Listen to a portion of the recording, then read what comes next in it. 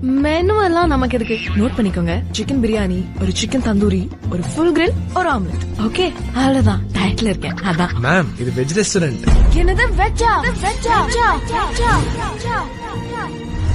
Veg ரெஸ்டாரண்டா?